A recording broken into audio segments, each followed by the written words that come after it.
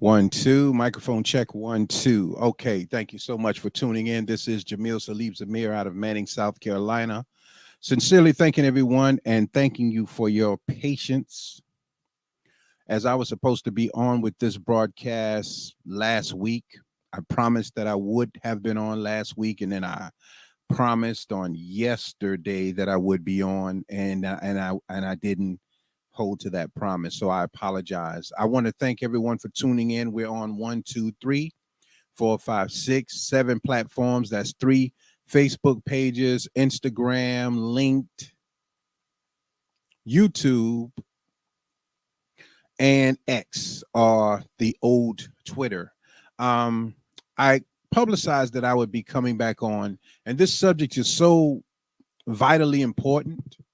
And I didn't realize how much I would have to begin to use my own life so publicly about things that I have done and things that I have engaged in, and what they did to me and how they made me feel. But I was posed with a question from a 16-year-old girl about sexual feelings. And I did not talk to the young lady because I told her you would have to get consent from a parent, and she got consent from both parents. I spoke with both parents, father and mother, and I spoke with her with them present, and I thought that I would do it offline because I had done a broadcast entitled "Love, Sex, and Thought." And it was boring because it was more paper. It was telling you how the body reacts to certain feelings, and how how I grew up, and how powerful sex is in a relationship. And it's a long broadcast, but it's on the 19 Report on my YouTube channel at the 19 Report. You can look at it there. I know it's on Facebook somewhere, but I don't rightfully know where, because when I did that one, it was still not, you weren't able to like stream on all of these platforms at one time like this. But now you are. That's technology. So I wanted to go into that subject today because we're losing our children in many different ways. We're losing them before they even be conceived. We're losing them in the womb. We're losing them when they come out of the womb. We're losing them after we've taken a lot of time to groom them into something better. And then we lose them by teaching them fairness when we're unfair. And the Most Honorable Elijah Muhammad said that children will begin to look at their parents and the things their parents did, even if what their parent did was for their good. Children will begin to look at it like, well, you were unfair to other people. So we're going to talk today. I titled it The Power of P&D. Now, I want to make this very clear at the beginning. Parental discretion is advised. I will be using sexual terms. I will be using profanity.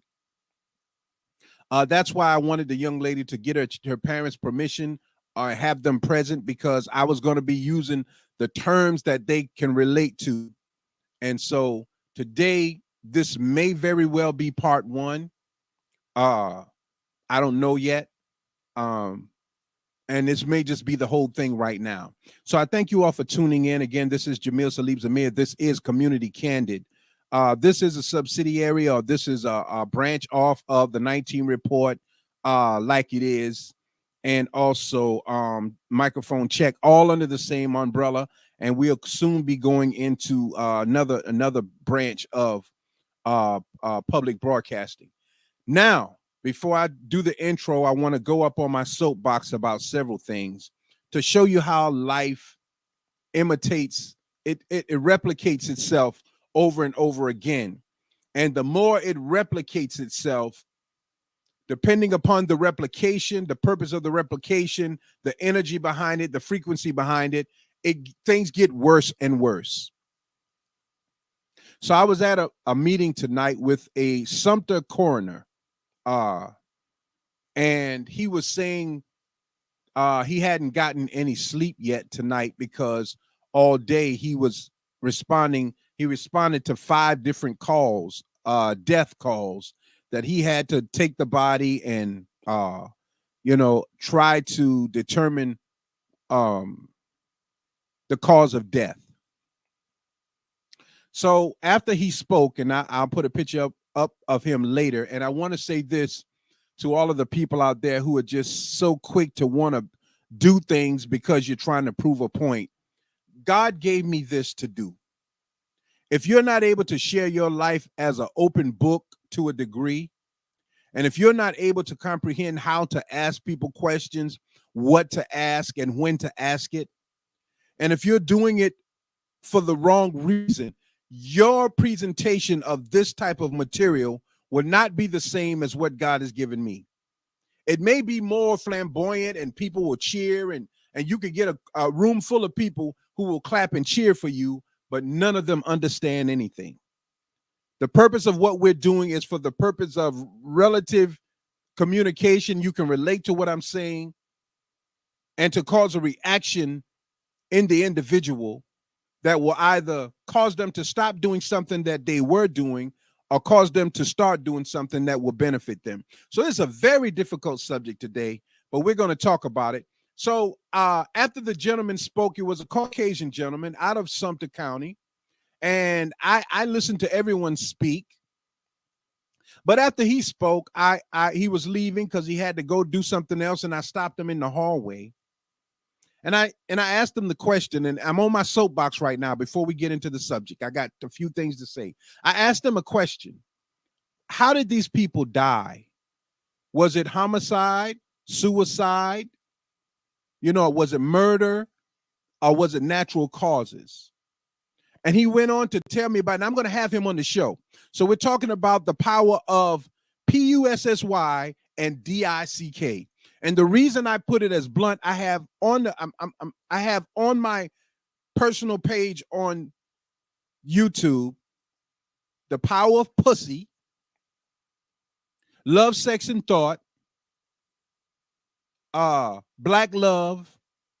I have a lot of topics about sex and the importance of sex, but I never thought about talking about sex from the very start of feeling sexual emotion.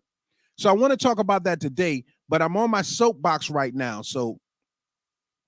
And when I get on my soapbox at the beginning, I always talk about things that will be coming up later on the Community Candid or the 19 Report. So I'm talking to this coroner outside. I had no idea the subject matter was going to turn like it did. Talking to a Caucasian man. And he said, there was a time when you would only hear about white people committing suicide. He said, but I've seen more suicides of black people, your people, in the last few years than I've ever seen. Interesting. Then, and I said, well, why do you think that is? Depression? He said, mental illness, yes. And we're going to talk about that in detail because I'm going to have him on the show coming up very soon in a couple of weeks, God willing. Then he says something. He said, and marijuana has become so prevalent. And I said, well, they always had marijuana out there. He said, yeah, but this is what's happening with the marijuana. And he named a couple of other drugs. But he said, you ever heard of DEET? I said, DEET? You talking about the DEET, the spray DEET that people use to clean their headlights with, and also DEET, you spray on for bugs. I said, yeah. He said, do you know that they're huffing DEET? What do you mean huffing? They're spraying it in Sumter County. They're spraying it in a bag and they're huffing DEET. And he said, worse than that, they're taking the DEET and spraying it on the marijuana. And he said, worse than that, they're taking the crumbs out of the bag of the fentanyl pills and sprinkling it in the marijuana before they shake it up, sell it, the shake, And he told me the technical names of all of it, and he will name these things. But for those of you that know me, or you've read my book, Few, it's 3 different book volumes on Amazon. It's been up there for over 10 years. I talked about how when I started selling marijuana, I didn't want to throw away any of the branches or anything. So I used to cut up the branches. I used to take my time and cut up all of the marijuana with scissors and make like these buds, big buds. And then I would pack the bag with the bud and the bag with what they used to call potbelly bags. But worse than that, I used to take Raid bug spray and spray it on my marijuana to make it stronger. Some of the guys used to sell the Lucy's, the cigarettes with that they used to dip in formaldehyde. I won't tell you how we used to get formaldehyde, but we got it. And when he told me about the DEET, I thought about, dang, I was doing that back in the day. I was spraying Raid on the weed back in the day. But back then, in the 90s to today in 2023, shows you the relationship between the frequency and the vibratory connection between what a person thinks about, what they execute, and how far that ripple effect continues to travel until it gets worse and worse and worse. So now we're in 2023. It's not Raid, but it's DEET. And I had a part in that. However minute, however small, I have a part in that. I'm coming to a point. We're talking about the power of PUSSY and DICK and young people, and what we must do and how we must talk to them and what we must teach and why. But I'm on the soapbox, about to get off. I got 2 more minutes because I usually do 15 minutes of soapboxing. He asked me if I ever heard of, I think it's called xylitol. It's a medication that they use to tranquilize horses. And I said, oh, I thought that was the fentanyl. He said, no, a new drug. He said they call it Phillies something. And you remember we used to have the Philly blunts. We used to call it the Phillies blunts. And I used to have boxes of Phillies. There was a Refco in Manning. They call it Refco then. It's CVS now. But I had boxes of Philly blunts. And I would shoplift those boxes of 20, 30 blunts. Me and my man, I ain't gonna call his name, but we would take all the blunts and we'd shoplift them, take them to my house, unbox them, and we would offer Philly blunts along with the potbelly bags of marijuana sprayed with Raid. How I got so popular with marijuana, I had a marketing strategy. If I'm gonna do it, I'm gonna do it all the way. Now to find out in 2003 that continues, but it's worse. So he was telling me about the tranquilizer. He said it's in Philadelphia. It's got a name, and we'll talk about it when he's on the show. And it's the one that's killing the skin and killing the tissues of the body. And he said something. He said, you know, you never heard of black people shooting up heroin. He said, but now black folks are shooting up heroin. We're going to talk about it extensively when he's on the show. We just gotta set it up. He's going to come on and we're going to talk about it. But this is what is happening. And I said all of that to bring us into what we're doing right now before the intro. I want you to think about a word and look it up if you can. It's called acquiesced. Acquiesce. We're going to come back on with the word acquiesce, what it means, and how the masses of people have acquiesced and act as if though they don't know nothing about nothing. Act as if though they don't even see what's happening. And the young girl who I talked to, who brought more people with her to ask me more questions, who I'm actually broadcasting to right now on a private channel so that you can't see who's watching the live.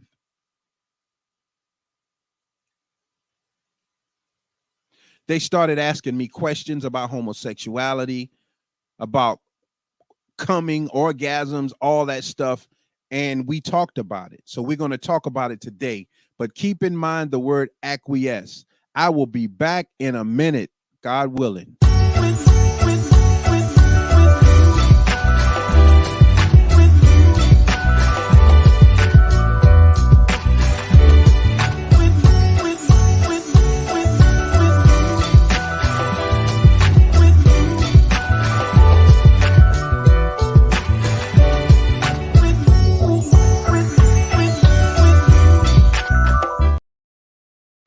All right, I always do those beats. Those are beats that I take little samples. I hear songs and I hear the sample, and I always like to loop beats.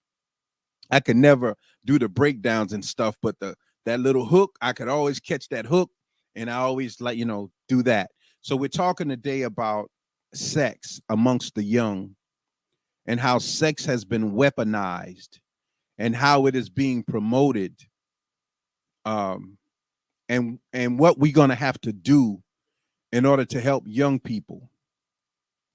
My son, and I won't put him on Front Street, but at an early age, he heard me and his mama in the bedroom having sex. And at an early age, I think he said he typed in the word moan or groan or something that he heard us doing. And it brought up all of these images, sexual images. And from that point, I would imagine that he was too young to masturbate or whatever, know what that is, but the world moves so fast now, that the first thing that Satan wants to do is to get young people masturbating or playing with themselves without any other person around. And the reason for that is that destroys the sexual energy, and it makes you lazy, and it makes you chase after the high of the first orgasm you had, but you will never get that high again. Because the first time you release your sperm or the first time you release your eggs, it's like you black out. It's a high that only lasts for an instant, but once you release it, you will never get that high again. So what we end up doing is chasing after that feeling. So we begin to masturbate constantly. And what that's doing, it is numbing us to the natural feeling of the orgasm, which is the closest that we will ever get to God without him coming to us or us dying and not knowing what happens after that. So I'm going to talk today about the power of pussy, the power of the dick, the power of the vagina, the power of the penis, however you relate to it, and how sex has been weaponized amongst our young people from the age of 5 on up. Whenever you start able to gyrate your hips and spark your spine at the lower part of your spine, and you begin to feel that tingling either in your penis or in your vagina, there's no turning back from that.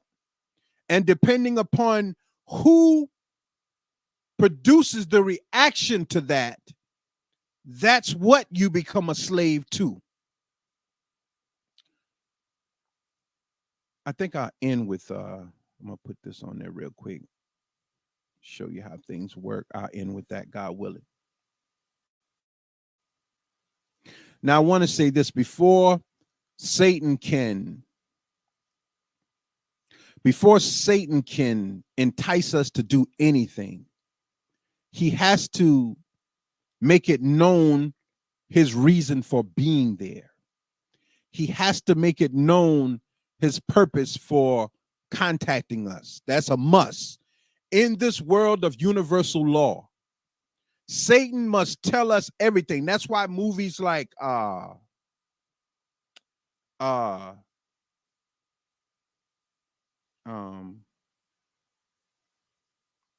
gosh, they clone Tyrone is the latest, but I was thinking about some of Will Smith, Enemy of the State. So many different movies. They must tell us their intentions before God will allow them to execute the intent, to execute the plan to produce the intent. So they're going to tell you what they're doing. It's like alcohol being during Prohibition. Alcohol was it was against the law. Because first there was a moral standard of it's destroying the family, but then once they found out all the money that was being made from bootleg liquor, the system realized we must put in writing and legalize alcohol and put warnings on the alcohol, knowing that people will not care about the warning. Same thing they did with cigarettes. Same thing that's being done with sex. This is the story that I told, and then we're going to go into acquiesce. But as a child, you know, I could always notice at a point where I could make my penis jump because more blood was going to it, and I could make it kind of jump. And I remember when we lived in King Street, we didn't have any air and we didn't have a fan, so we used to walk around in our underwear. And I was sitting next to my mom, and we were looking at TV, and I was making my wee jump just for jokes. And she was like, "Don't do that. Stop that." But she never told me why stop that. Pay close attention to what I'm saying. Our children are growing up in a society where we're being told not to, but not why not to. And when we ask why not to, the response is because I said so. But the natural feeling of sex and sexual feelings are not going to be nulled because you said so. So all through high school, all through middle school, I didn't think about sex so much. I was a virgin. From the 10th grade, 11th grade, 12th, 8th, 9th, 10th, 11th grade, I had a girlfriend in the 8th grade and the 9th grade. I think it was in the 10th grade where she was already having sex. And so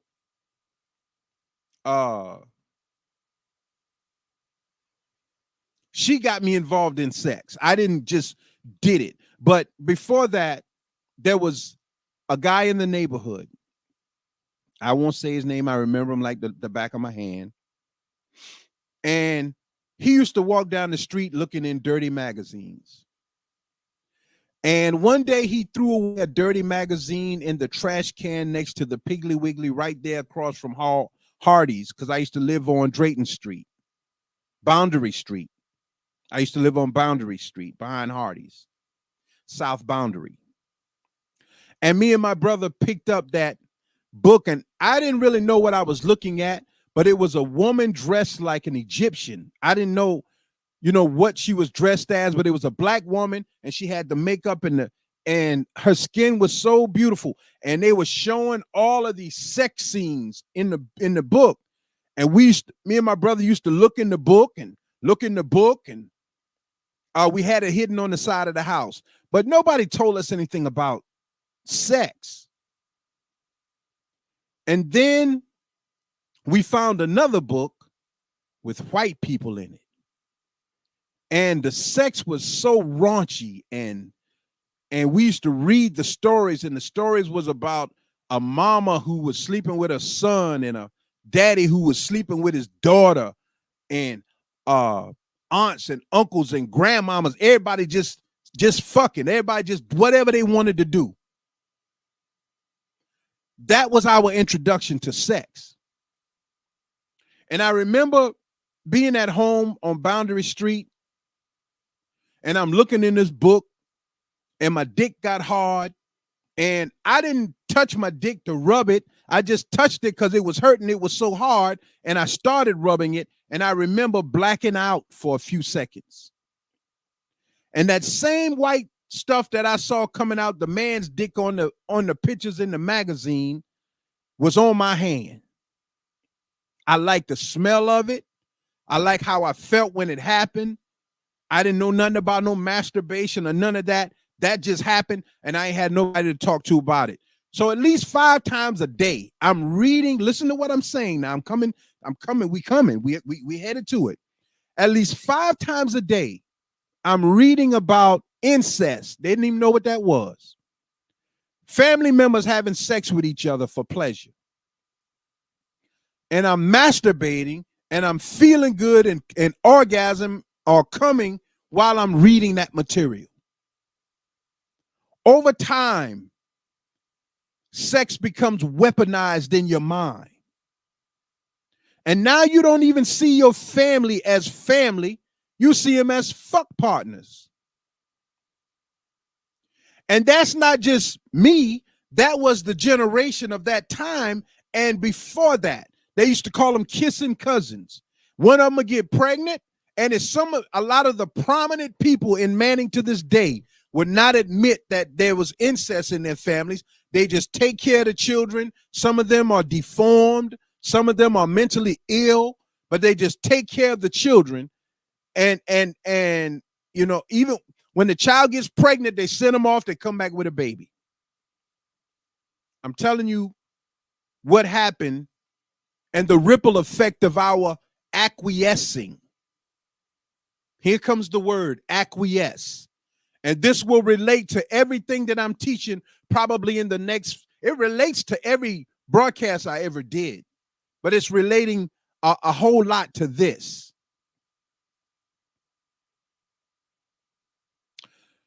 I came home from school one day. My mom, God rest her soul, had found all of my dirty magazines and dirty pictures. And when we went in our room, she had them all spread out over the bed. Like, I see what you're doing. But she never said a word to us about sex. Never talked about it. Never told us about nothing. Never got a man to tell us about it. Nothing. Now I'm going to stop right there for a second and go to the young lady who contacted me about how she was feeling. I want to say this: at Manning High School, in the locker rooms, a lot of people have been raped in those locker rooms. You don't call it rape now because you don't know what to call it. Forcibly having sex or whatever, gang raped, a lot of that happens in the school system. Well, this young lady was gang raped. But here's the thing about what happened to her. The excitement of that many guys wanting to be with her excited her so much. At the time, she couldn't explain the feeling, but it felt so good that she stopped fighting the feeling and allowed the guys to have their way with her. Didn't think nothing about it, didn't get pregnant from it, but thought about it all the time and the excitement of it, how they got it from the front, the back, the side, how she saw the sperm coming out, how they acted when it came out, calling her a bitch, calling her a hoe, putting it in her ass and in her vagina. She enjoyed it. From that point, and we're having a conversation. From that point, she starts touching herself, masturbating, thinking about what had happened to her. This is what I'm saying to you. You have this young child who you try to protect, girl or boy, and one day all of a sudden they started dressing different, staying in their room more, staying on the computer more, disobeying you to do things that they normally wouldn't do. And I'm telling you, they will go out of the house for 5 minutes and meet somebody in the backyard and bend over for them to have sex with them.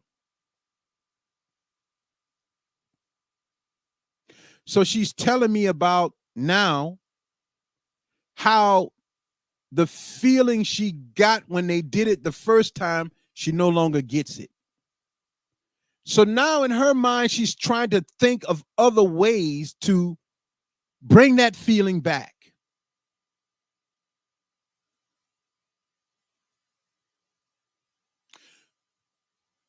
So she started getting turned on by women. And she asked the question, why is it that she can't control how she feels? Now,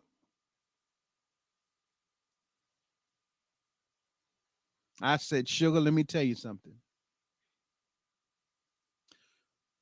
Your grandparents couldn't control how they felt, but they never talked about it. And they were so embarrassed about the things that they did. I know of an old retired school teacher that used to chase Dick. After school, used to drive her car to different places to have sex with whoever would put their dick inside of her, and come to school the next day just as studious and sharp as she could be. But she was a sex addict, a nymphomaniac.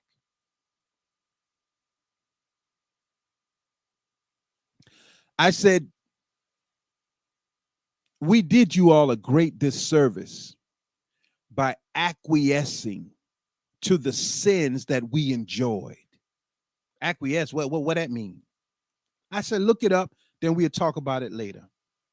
So I want to give the definition of acquiesce, and this applies to a lot of things, but this especially applies to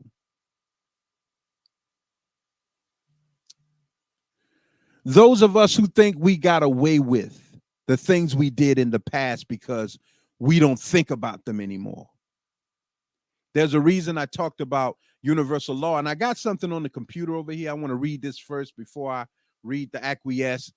Satan cannot force us to do anything. And I'm looking over here because I got a teleprompter over here. I'm running 4 teleprompters, and I apologize, but it was so much information, and I didn't turn this one on. Satan introduces thoughts, and if the thought is intriguing enough, if the thought piques our curiosity, then he, the weaker side of ourself, begins to entice us through curiosity. Satan never lies in terms of the eventual outcome of submitting to our lower self. He never lies about that. But the feeling of the moment is where the lie comes in. Now let's go into acquiesce.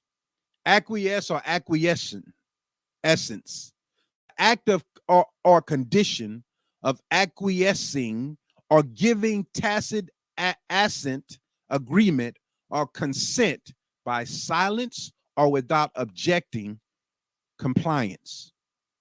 Sin, acquiescence is sin, transgression of divine law. When we acquiesce, when we don't say anything about the violence, don't say anything about the drugs, don't say anything about the alcohol, don't say anything about the sex, the rape, all of the things that is occurring in our community, in our homes, or in our minds. When we don't address those things, it's called acquiescing. And when you acquiesce, it's the deceit of our moral realism. We deceive ourselves when we acquiesce. We act as if though we don't know nothing about nothing. We never did nothing. We never did no wrong. But the church is full of acquiescence and sinners who enjoyed the time that they were out there doing what they were doing in terms of sex. And let me tell you something. These old folks around here walking with walkers and crutches and bent over, there's a reason why they are that way. But now when it's time for us to face up to what we did and the results of seeing what we did, we look at it and say, I don't know what's wrong with these people today, these children today. But you did it.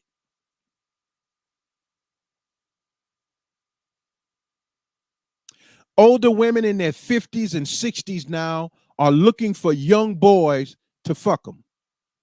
That's all they want is your young, long dick. And they will pay you. And by paying you, I mean they will buy a PS4, a PS5, anything that keeps you in the house.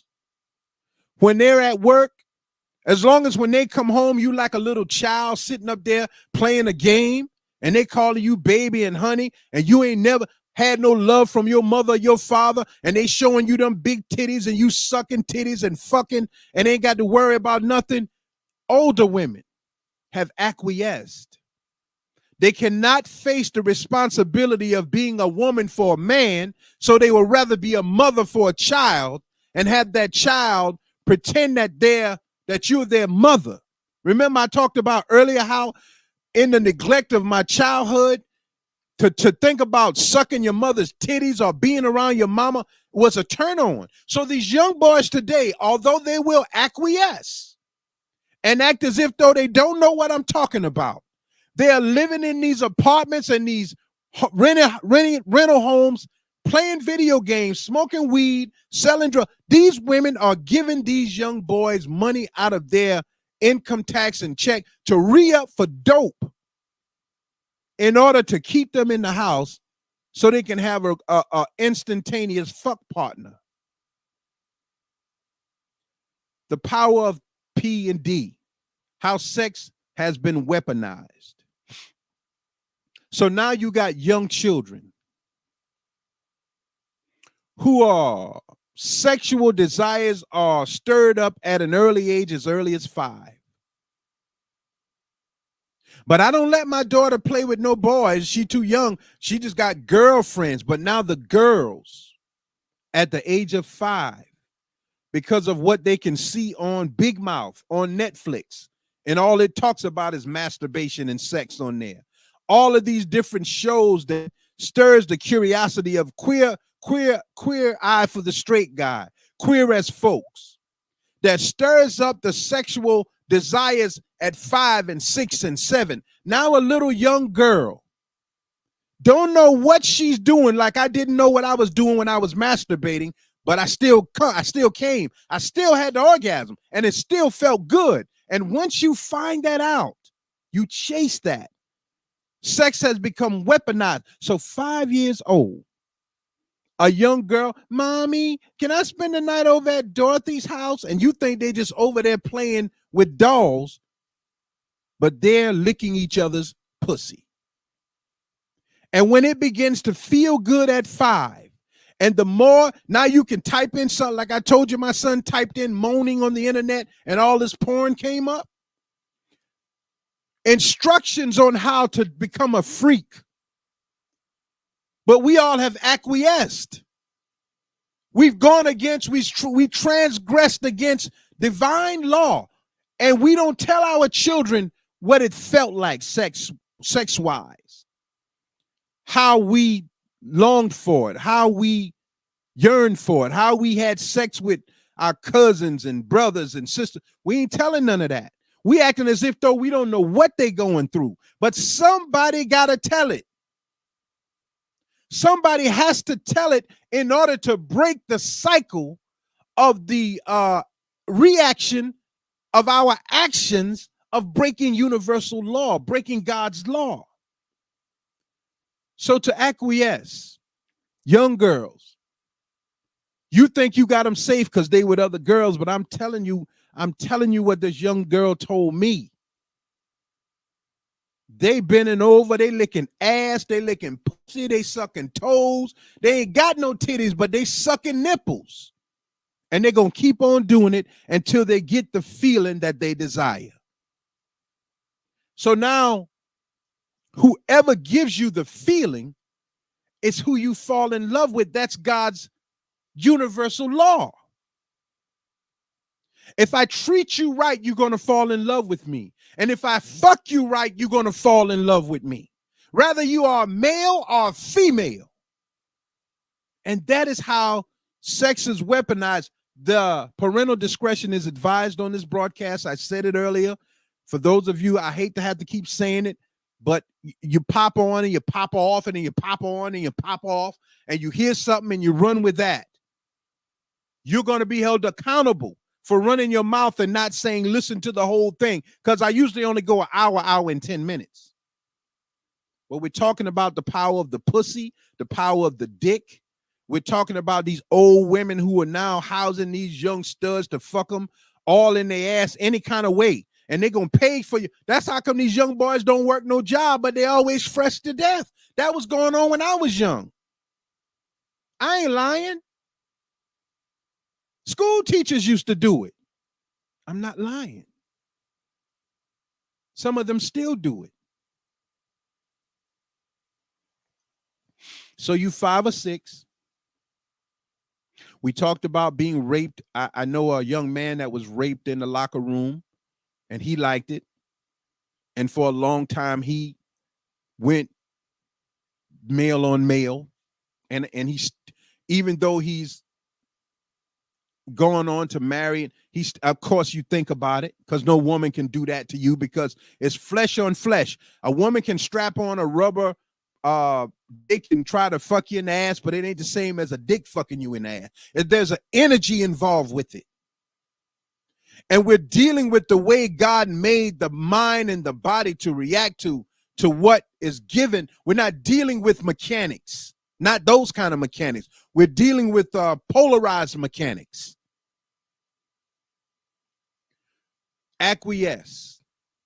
We are guilty of the sin of acquiescing. Eve was guilty and Adam were guilty of the sin of acquiescence. And what is acquiescence? The act of conditioning, of acquiescing, or giving tacit assent, agreement, or consent by silence or without objection.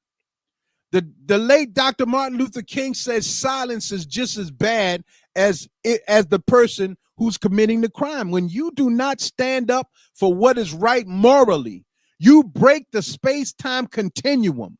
I told you I used to spray Raid on my marijuana to make it smell different and to make it feel different. And now a county coroner told me that they're finding DEET and marijuana in the systems of people who are dying from overdoses, and they are using just the DEET, just the bug spray. They're huffing it. My blood is on that as far as I'm concerned. Because nobody was doing that. I was doing that. Nobody was doing that. And if I had kept on in the drug trade, I would either be dead or a millionaire. But I wasn't going to go to jail. That wasn't even on my mind. Anybody would tell you I used to sell drugs right behind the police back. They'd be that way. I'd be over here getting my money with no fear what they were doing.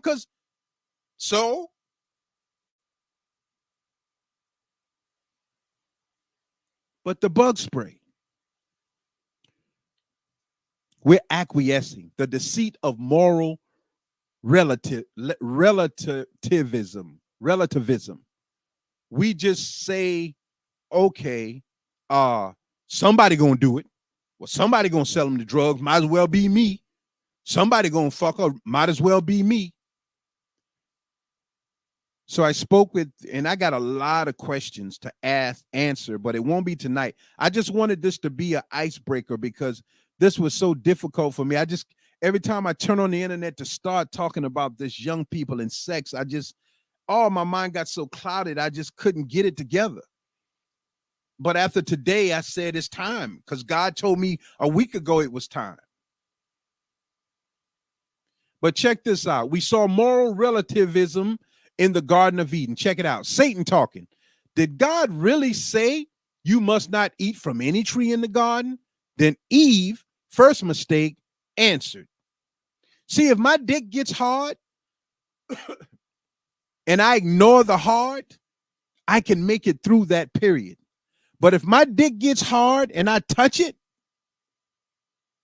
then I'm answering the hard dick without a woman present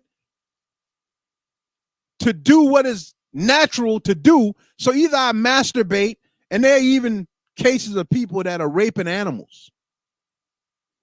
So here, Eve talking to Satan, which she shouldn't have done.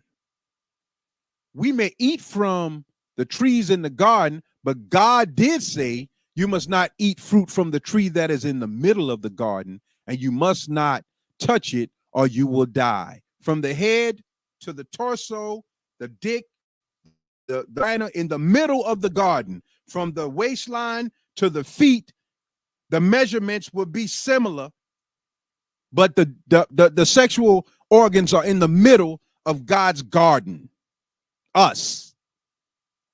Don't eat of it, because when you orgasm on your own without the proper understanding of the power of the orgasm, you're going to become a slave to the orgasm. So the purpose today is for Satan to make our children slaves to the orgasm, knowing full well that they will never be able to duplicate that first orgasm ever. So now, in order to get more pleasure, they got to smoke weed with it. While they fucking, they got to drink liquor while they fucking. They got to look at a dirty movie while they fucking. They got to fuck from the back, from the middle, in the ass, the one in the ass, one in the pussy. They got to do all of that. They're not fantasizing about it. They're doing it and destroying themselves. And now you see these young girls in the early 90s who used to be beautiful, overweight, walking around like they half crazy. All of this negative energy.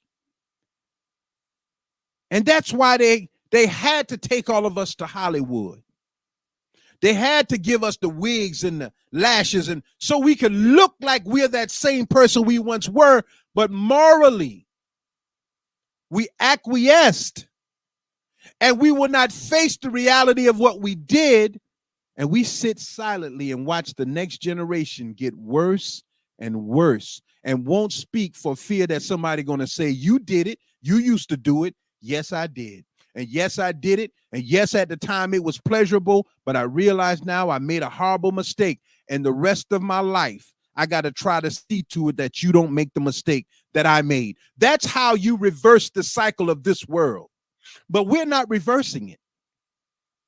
It's gotten so bad that Trippie Redd and the other chicks out there, it was Lil' Kim, and they tried to get it was Foxy Brown, and Foxy Brown was like 15 or 16 when Jay-Z was dicking her down, and they tried to get Eve, but Eve broke out of it and went and married a white dude and doing better than most people, but she got out of the cycle. Then they got Nicki Minaj, short for Menage a Trois. They feed our children into the sex, and then they made her like a Barbie doll, pink hair, blue hair.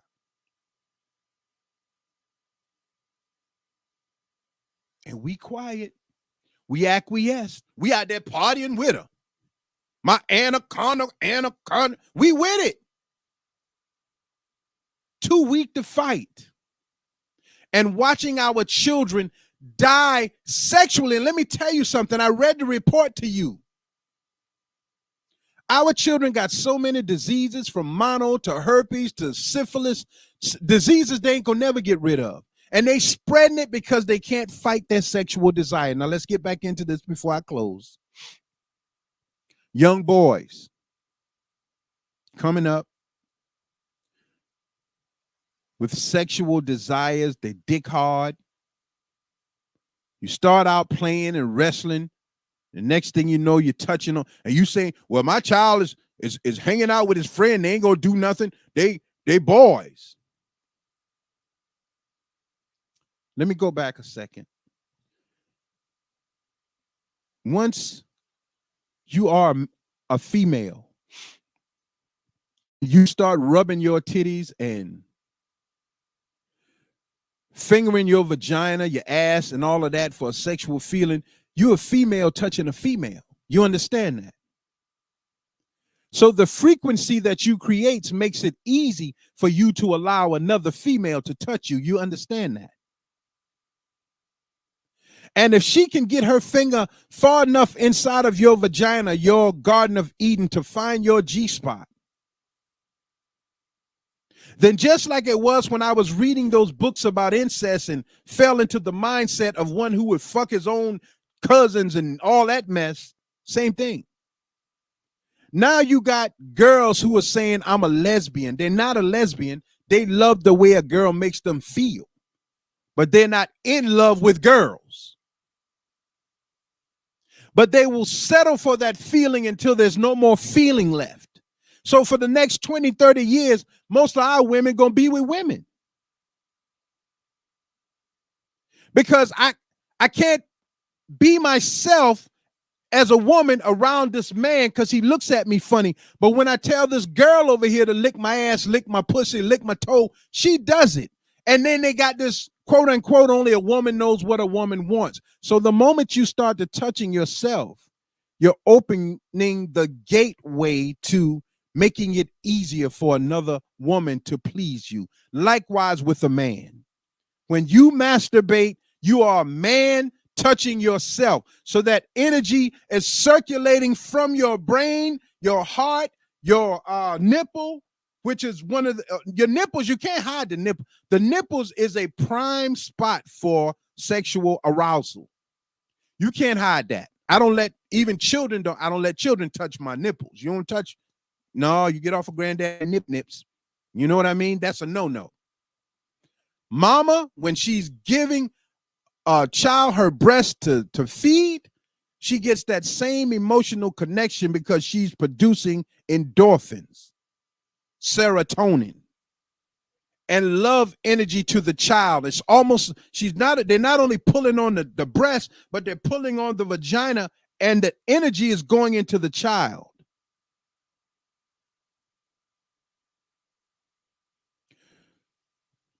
Sex has been weaponized because when you're given something so powerful that you don't know how to react to it, like giving an ignorant person money, and the Bible says a fool and his money shall soon part. They don't know how to use that. So I started working with the LGBTQ community, and I was going to invite them out to this year's Juneteenth. I mean, not Juneteenth. This year's trunk or treat. Yeah, Juneteenth event on Sugar Hill, because our children are messing with each other, and they're confused in their mind about whether they're. And my stipulation, and I talked to the president of it in Colombia, my stipulation is you do not promote homosexuality. If they're bi-curious or they're curious about it and they come to you, fine. But if you're pushing it like it's normal, I got a problem with that. So Allah God told me years ago, you know what you went through sexually. I had men to approach me wanting to fuck me in the ass. Friends of mine that I thought were friends who did prison time. Thank God I ain't no slow leak. But everybody can't defend themselves. And some people don't have sense enough to even run away. But it's a sickness until it's you realizing what you really want out of life. So I told this young girl, she's ruined. But the greatness of God is that he will wipe all of that away and start you over. But you got to start over. And that's a difficult thing. You got to fast from the pleasure of sex. And if you are overweight, and every time you get that sexual urge to masturbate or whatever, if you can go run or walk or exercise or something, you replace a habit with a better habit. So I'm trying to press, I got 5 minutes left. I'm trying to press so much into it.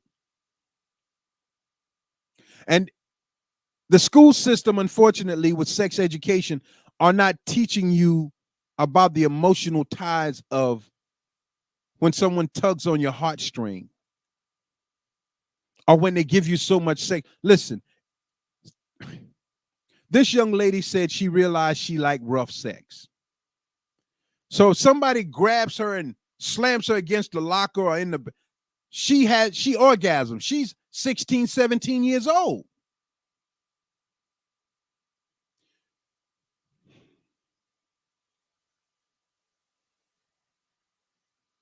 The idea of sneaking around with somebody that she know has a girlfriend or boyfriend is exciting.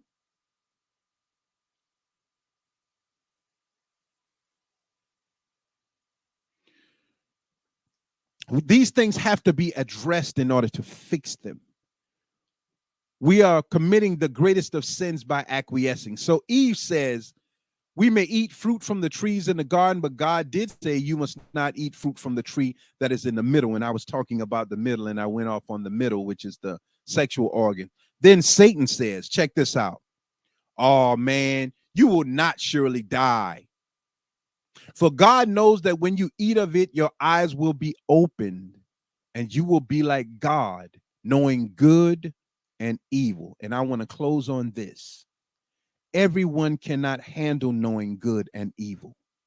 And that's why God gave the option in the scripture for us to choose the tree of life and not the tree of the knowledge of good and evil. Because evil feels so good that we will think it's good. But evil has an expiration date. The tree of life has no expiration date. So you're looking at people who indulged in good and evil, and now 10, 15 years later, they look dead, body tore up. And this is not an insult. I'm telling you, this is just what happened to us in our ignorance. I'm not trying to insult anybody.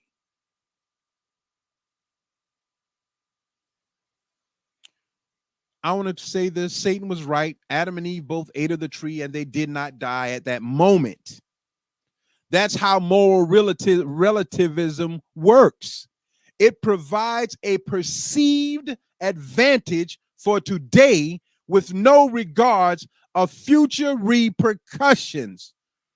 Do you understand what I'm saying? We settle for the feeling, not knowing the ripple effect that the feeling will cause. So now you have a baby at 13, and a 13-year-old comes to you at the age, you 35, they 13, and you telling them, girl, ain't nothing wrong with being pregnant at 13. I was 13 when I got pregnant. But you ain't tell them all the hell you went through.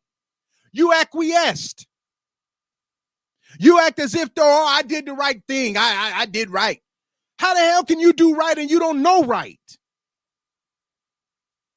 I'm going to read it again. Satan was right. Adam and Eve both ate of the tree, and they did not die at that moment. That's how moral relativism works. It provides a perceived advantage for today with no regards of future repercussions. Any consequence for sin, delayed or not, still cannot remove the wrongness of our actions or the aftermath that will come. It's coming. I went from raid, and now in 2023, they're using DEET, and it's killing people. My raid didn't kill nobody, but it may very well had altered the molecular structure of their DNA.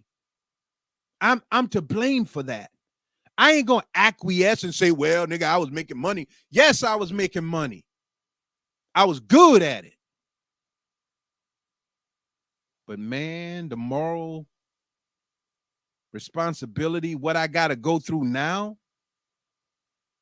because my mind is wide open to what I did then. I didn't acquiesce before I even knew what the word acquiesce was. I didn't. I took responsibility for it. And I begged God to help me rectify what I had done, because I had 6 boys and 1 girl. And they addicted and all kind of stuff, smart, intelligent, businessmen, but all got problems. And I don't want to leave this earth until I know I've done all that I could to try to rectify what I caused. In closing, any consequence for sin, delay, or not still cannot remove the wrongness of our actions or the aftermath that will come. Adam and Eve eventually died. You understand that? To defeat death, the Son of God had to die as well. Wrong is always wrong before God. Before God, wrong is wrong, regardless of the circumstances. The results of acquiescence: today we have open sexual immorality and abuse of God's name. We say God damn when we having an orgasm. Oh shit, God damn. Right in the process. Calling on God, God, oh Lord, oh, ooh, tear my ass up, tear my pussy up, fuck. That's us. Today we have open sexual immorality and abuse of God's name. The love of money drives people into crimes of theft and murder. Disrespect for others abound. Challenging the applicability of God's word to mortal issues challenges the applicability of all God's words. Blurring the lines of truth endangers the core Christian or Muslim or Jewish message that the wages of sin is death and the gift of God is eternal life. That's in Romans 6:23. If God cannot be taken at his word when he speaks about morality, then it is not his entire message of sin and salvation. Then it's not his entire message of sin and salvation void of its power and its meaning. We're going to go into the courage of truth next time. I thank you all for tuning in. This is Jamil Salib Zamir out of Manning, South Carolina. I got a whole lot to tell you about this sexual thing, but when girls are bucking like this at an early age, whether they're dancing in a dance recital or rather they're dancing with a band, once you begin to ignite the fire in your spine, in your anal cavity, your whole smell is different.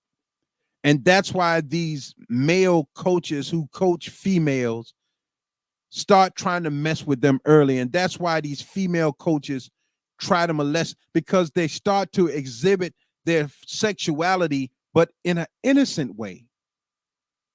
They'll walk around butt naked in a room with people that they think they can trust, but you're no longer among people you can trust. So sex is warfare. And I don't care how you teach your child at home, you're teaching them so stern, they don't perceive the love, they don't feel it. But in school or on the playground or at the little dance you let them go to, they feel it. And so now they feeling love in their heart and somebody telling them you a bad bitch. You this bitch, show me this bitch. Now you can show all these pictures. Now your child who used to be innocent want to start wearing fake hair and fake lashes. They got them. Everybody is a pimp now.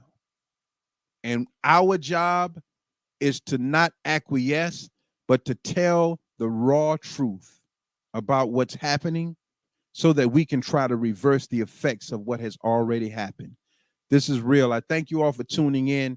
This is Jamil Salib Zamir out of Manning, South Carolina. Very soon I'll be doing part 2 to this, and we'll start with the courage for truth. The Apostle Paul admonishes, therefore, my dear brothers, and stand firm. Let nothing move you. Always give yourself fully to the work of the Lord, because you know that your labor in the Lord is not in vain. I ain't talking about no God in the sky. I ain't talking about no white Jesus.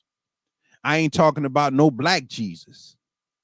I'm talking about the Lord that is spoken of, that kingdom of heaven that is within each of us. I think we are all God's children of the Most High God. I think David or Daniel said that. But we have to begin to look at ourselves as valuable enough to stand against the wiles of Satan. I sincerely thank you all for tuning in. This is Jamil Salib Zamir, Manning, South Carolina.